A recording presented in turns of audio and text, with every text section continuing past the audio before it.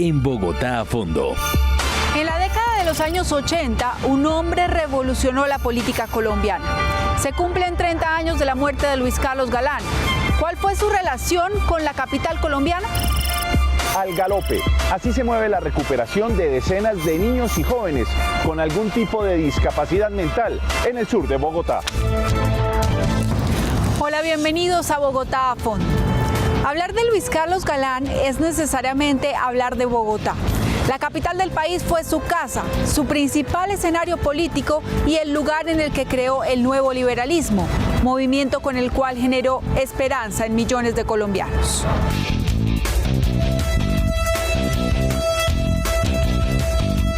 La vida en el fondo es muy corta para dilapidarla, pero la vida es apasionante para gastarla en el servicio de nuestra patria. La gente lo admiraba así como lo admirábamos todos, y además porque él se daba a entender, se daba a conocer, se daba a que la gente lo quisiera. Era una persona abierta para todo. Él no tenía ningún tapujo de ninguna clase, no tenía mentiras porque no las conocía.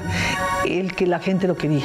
Estamos cambiando la conciencia del pueblo colombiano como lo necesita y lo requiere para progresar en verdad. Pegué afiches, grité en la calle, cargué micrófonos de megáfonos, arengaba. Todo porque quería que él fuera el hombre que transformara al país. Entonces ese fue el enamoramiento de él. Me pareció que él era la persona más indicada para que Colombia tuviera una esperanza. Y yo creo que como yo, hubo millones de colombianos que estábamos en esa misma esperanza y que lo lloramos y aún lo seguimos llorando. El inicio de la carrera política de Luis Carlos Galán tuvo lugar en Bogotá, en su alma mater, la Pontificia Universidad Javeriana, mientras estudiaba Derecho y Economía. Fue allí donde hacia el año de 1963 fundó una revista de ideas liberales que en poco tiempo llegó a manos de la clase dirigente y le abrió las puertas para escribir en el periódico El Tiempo, para luego convertirse en ministro de Educación a sus cortos 26 años. Era un líder desde esa época estudiantil y estando prácticamente en la universidad lo nombraron a él ministro. Tenía tan solo 27 años. Pero era un hombre sorprendente, una persona muy estudiosa.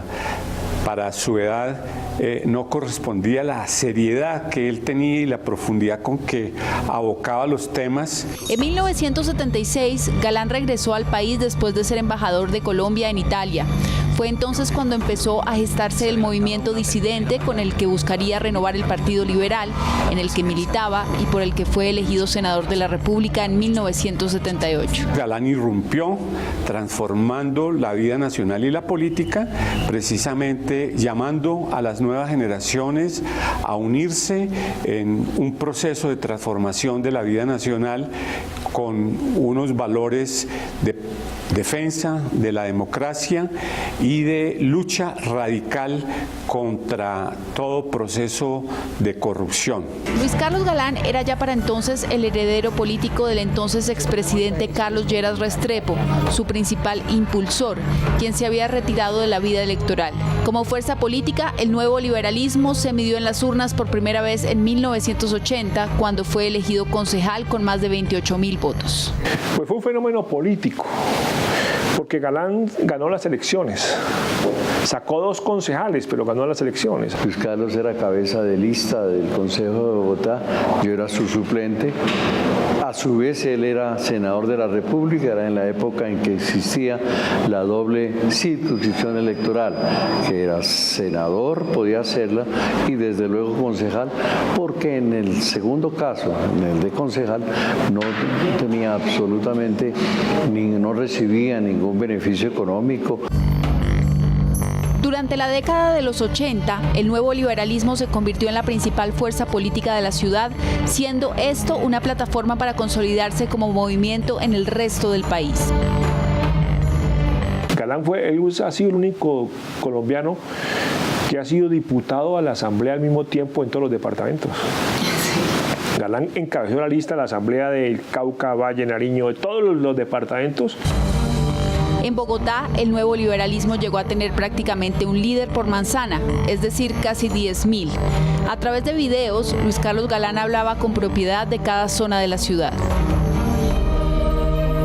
Nosotros hicimos unos trabajos muy profundos en cada una de las localidades, pero además montamos un programa de videos en la cual cada localidad de Bogotá tenía su video, es decir, tenía un diagnóstico y se llamaba a la comunidad de esa localidad a que participara en las soluciones, y así fuimos formando los programas con que el Partido Nuevo Liberalismo se presentó a la ciudad y que después ejecutó desde el Consejo de Bogotá. Realmente Luis Carlos Galán fue el primer político de opinión en Colombia, que demostró que se podía enfrentar a las maquinarias y que captó y logró interpretar a una nueva sociedad colombiana que surgió de la revolución urbana, de la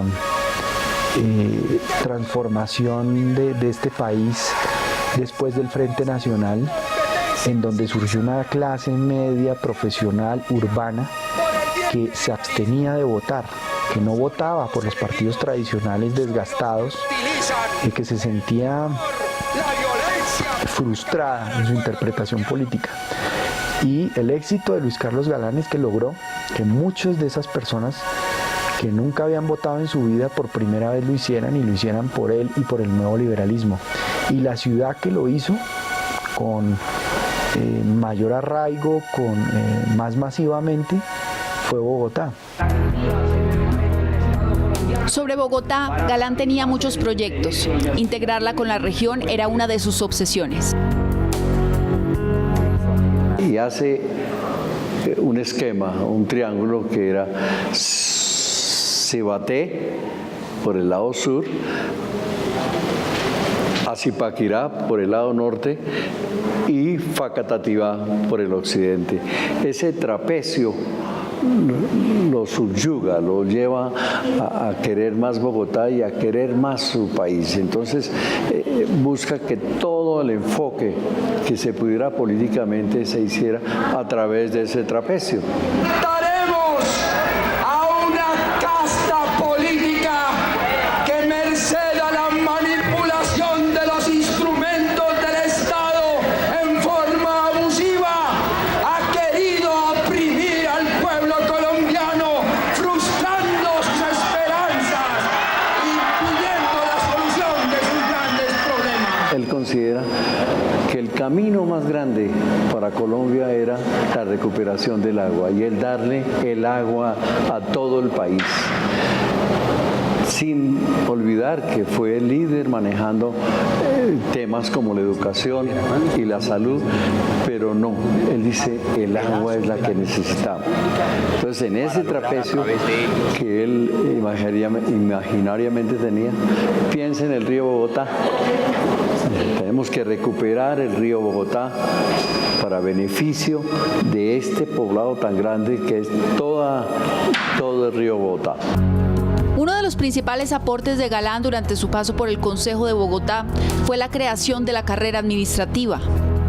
Galán era una persona que decía que la carrera administrativa le daba no solamente garantías a los trabajadores para que no sintieran la persecución política, sino la estabilidad del Estado y la estabilidad del gobierno, que hubiera continuidad en la memoria del gobierno. La creación del catastro distrital fue otro de sus legados.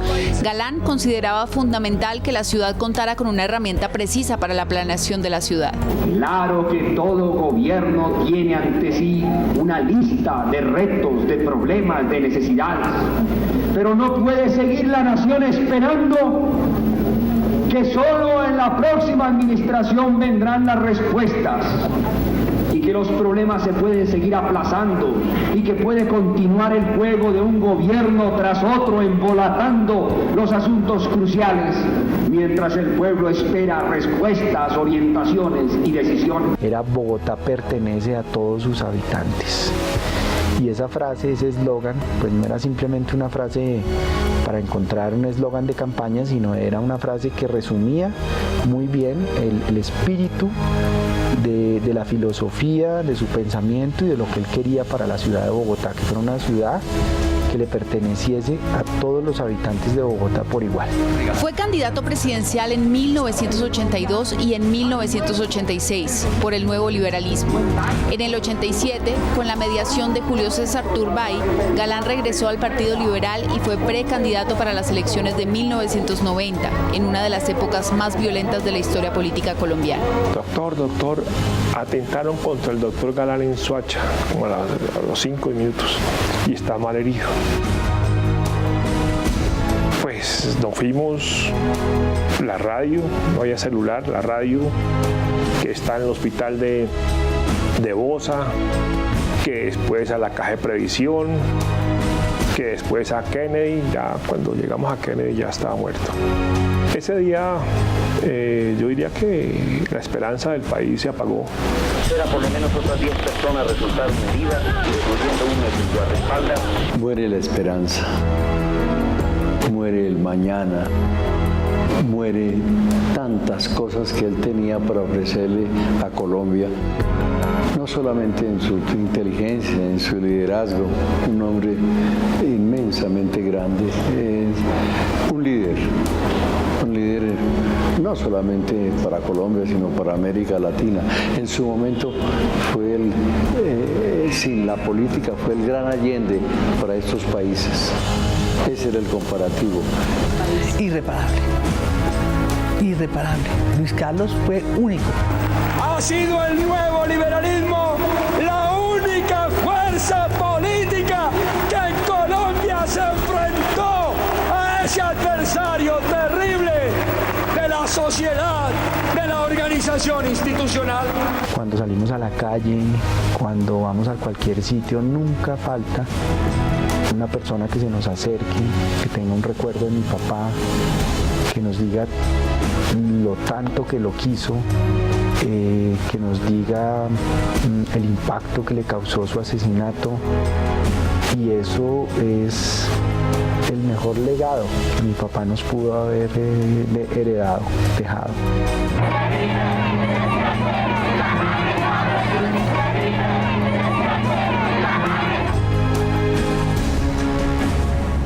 30 años después de su muerte, las tesis y proyectos de Luis Carlos Galán y del Nuevo Liberalismo siguen teniendo vigencia, tanto en el país como en la ciudad. La integración de una zona metropolitana de la que hagan parte los municipios aledaños a la capital del país y el saneamiento y uso del río Bogotá son muestra de ello. Se sabe que en el año 460 a.C., Hipócrates alababa las virtudes de los caballos y recomendaba la equitación para tratar diferentes males de aquella época.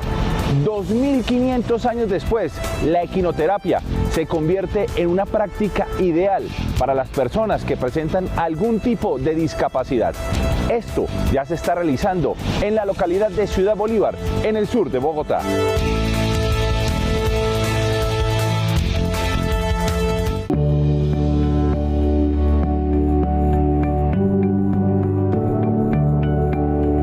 Julián, Lina, Jenny y Sofía, uno de los momentos más alegres de la semana es cuando se encuentran con Lupe, Violeta y Cimarrón.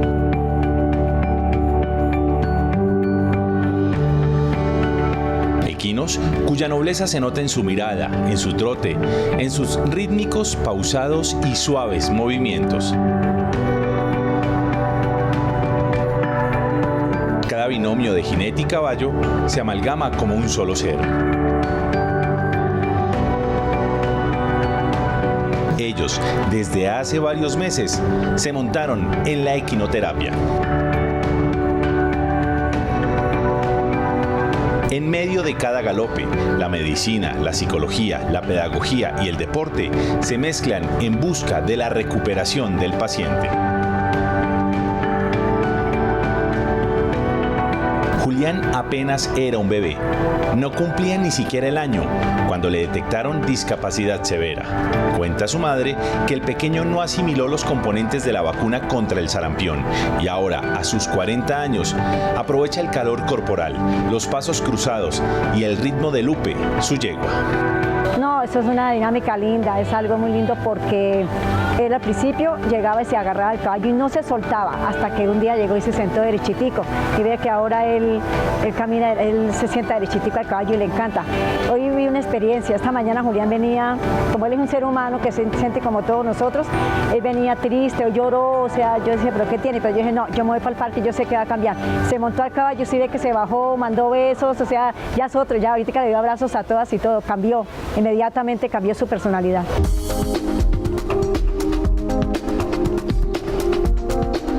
Ellos viven en la parte alta de Ciudad Bolívar. Desde allí, en el sur de Bogotá, cada semana llegan a esta granja, ubicada en un parque de diversiones, en donde se sienten como en casa.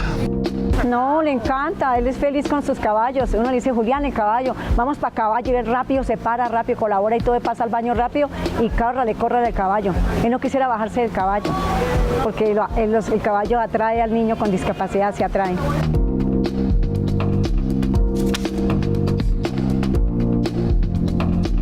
A quien también le encanta es a Sofía. Según su madre, a los 6 años, la pequeña fue diagnosticada con discapacidad cognitiva moderada y después de varios momentos difíciles, hoy, asegura, están del otro lado. Gracias a tanta terapia y todo, ella ha cambiado, ahora es RMLED, pero esto es desde los 8 meses que empezamos con terapias y actualmente ella tiene 16 años, o sea que no es un proceso de un solo día, de un año, no. Y le cambia a uno la vida totalmente. Hoy en día mi esposo me apoya, él es el que nos solventa económicamente porque yo me la paso en todo esto con ella, porque se volvió como la razón de mi vida, que si me enviaron esta misión yo voy para adelante. Y cuando encuentro grupos como el que estoy actualmente me doy cuenta que lo mío no es nada a comparación de otras discapacidades. Entonces uno se siente contento, alegre de pertenecer a un grupo donde lo entiendan a uno. No cualquiera entiende la discapacidad, ni siquiera los médicos, porque muchas veces no saben ni siquiera qué es la discapacidad cognitiva. Ana Peralta tiene 39 años, es madre soltera y como dice ella, la vida le puso una prueba que a trancas y mochas ha tenido que superar. Sus 2 hijas, Lina y Jenny Jimena, tienen discapacidad cognitiva. Lina tiene 15 y Jenny Jimena tiene 13. Jenny, pues uno de mamá, uno sabe las cosas, ¿no? En el embarazo fue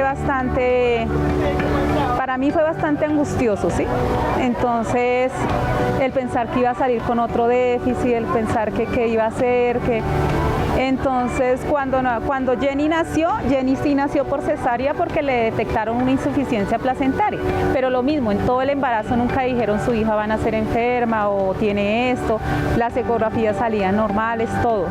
Lo mismo, cuando Jenny nació, yo ya estaba más alerta y la llevé al médico. O sea, ya le empecé a llevar sus citas médicas más temprano y todo porque yo sabía que ya algo estaba mal. Jenny era una niña que los médicos decían que ya no iba a caminar. Entonces, en esa época tocó comprarle un bipedestador, no sé si ustedes saben qué es un aparato que la mantiene todo el tiempo del pie por unas horas y así va cogiendo fuerza la musculatura para poder caminar. Entonces Jenny caminó a los 4 años y medio, las dos controlaron esfínteres más aproximadamente a los 8 años de edad. A pesar de esto, se siente orgullosa de sus hijas y de los logros que como familia han alcanzado gracias a la ayuda de los caballos. Ha sido un proceso largo, un proceso duro, mucha dedicación, trasnochadas, cuando no se enferma la una, se enferma la otra, todo, o sea, el proceso ha sido difícil, pero para mí como mamá ha sido muy gratificante. Y pues no me arrepiento de que hayan nacido así, o sea, siempre las he aceptado tal y como son. Pero estas mujeres no están solas. Carol Muñoz es la fisioterapeuta. Ella, cada mañana, acompaña a estos superhéroes y a sus fieles corceles. Dice que parte de la terapia que reciben se basa en la transmisión de calor corporal del equino al jinete, en la transmisión de impulsos rítmicos y en el paso tridimensional que también produce el equino. La transmisión de calor de impulsos rítmicos lo que hace es permitir de que el usuario cuando vamos a un paso normal transmita más o menos de 36 a 37 grados centígrados. Cuando vamos al galope transmite hasta 42 grados centígrados, lo que favorece digamos, una mejor modulación de tono muscular en los pacientes que tienen alteraciones motoras, que tienen o una espasticidad o una hipotonía, y lo que hace es modular ese tono y asimismo nosotros poder favorecer y mejorar sus arcos de movilidad articular. La transmisión de impulsos rítmicos busca mejorar procesos tan importantes como la atención y la memoria. Esta transmisión de impulsos rítmicos hace que nuestro equino lo que hace, él hace una relajación y doble contracción. Esto está mandando todo el tiempo impulsos en nuestra cauda equina. La cauda equina lo que tiene es unas raíces nerviosas periféricas que en pacientes también con alteraciones cognitivas o comportamentales van a estar modulando esto, también favoreciendo todo lo que es procesos atencionales y de memoria. Los pasos cruzados de Lupe, Violeta y Cimarrón se convierten en una gran potencia a la hora de trabajar con el paciente. Tercero es el paso tridimensional del caballo. Cuando nosotros vemos que el caballo va al paso, nuestros caballos tienen una característica y es que ellos tienen un patrón cruzado. Cuando la mano o la pierna derecha va adelante, la pata izquierda va hacia atrás. Entonces esto hace que haya una disociación a nivel escapular y pélvica, favoreciendo a los niños que tienen alteraciones en cuanto a la marcha, y trabajamos todos los procesos motores. Para el alcalde de Ciudad Bolívar, una de las localidades que ofrece este tipo de ayuda a la comunidad con algún tipo de discapacidad, el binomio paciente-caballo es éxito asegurado en materia de salud pública. Ciudad Bolívar es una localidad con múltiples necesidades y de la mano y de las instrucciones de nuestro alcalde mayor Enrique Peñalosa logramos consolidar un convenio interadministrativo con la Subred Sur que permita llevar alegrías a las personas con discapacidad de nuestra localidad. Este gran convenio tiene la posibilidad de entregar dispositivos de asistencia técnica a más de 150 personas y hoy aquí en este gran superproyecto de equinoterapia y de hipoterapia tenemos la posibilidad de que a través de diferentes técnicas y como herramienta terapéutica de los caballos, los niños de nuestra localidad se rehabiliten en materias de psicomotricidad y sobre todo estimulemos junto con sus cuidadores la posibilidad de avanzar en el progreso de la mejora de las discapacidades que tenemos en Ciudad Bolívar. Por hoy termina la jornada. Lupe, Violeta y Cimarrón a la caballeriza. Esperanza y Julián, Mayerly y Sofía, Ana, Lina y Jenny, junto a la doctora Carol, deben regresar. Cada uno se va a la espera de que en la próxima terapia, además de seguir mejorando con el tratamiento, puedan continuar disfrutando de estos animales que por esa fuerza de superación conjunta terminaron siendo más que sus amigos, sus hermanos.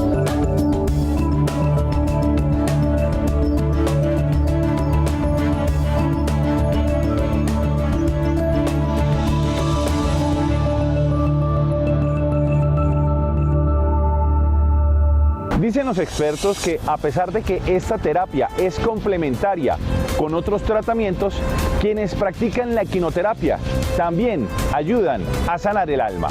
Nos vemos en 8 días con más buenas historias aquí en Bogotá a Fondo.